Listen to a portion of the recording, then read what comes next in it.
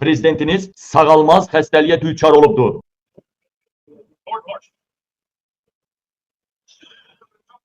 Əlinə baxın, əlinə, sol əlinə. Beyin bədəni idarə edə bilmir. Baxın, indi bu nə xəstəlikdir deyəcəm sizə. Baxın, sol əlinə baxın.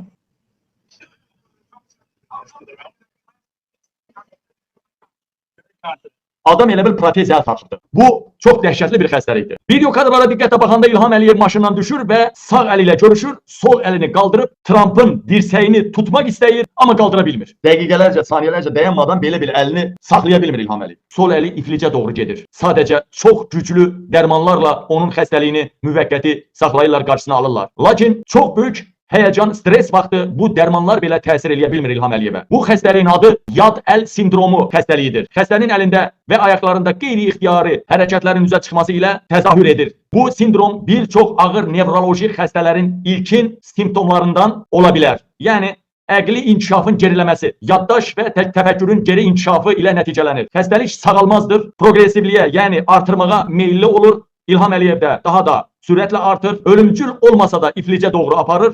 Bunun qarşısını çox güclü dərmanlarla müvəqqəti saxlamağa çalışırlar, lakin iflic vəziyyətə düşmə anı ani momentdə olacaq. Ümumilikdə bu növ nevroloji xəstəliklər nəsillikcə ötürülə bilir. Hətta bəzən ailə üzvlərində qeydə alınır ki, buna da səbəb gen mutasiyaları nəticəsində sinir hüceyrələrinin zədələnməsidir. Bax, burada da bir kadr göstərirəm. Burada da sol əlini tutub, sol əli tam hərəkətsizdir. Tutub saxlayıbdır. Baxın. Azərbaycan mətbuatı bunu işıqlandıracaq. Siz böyük lidersiniz. Böyük lider mənim yanımda əyləşir.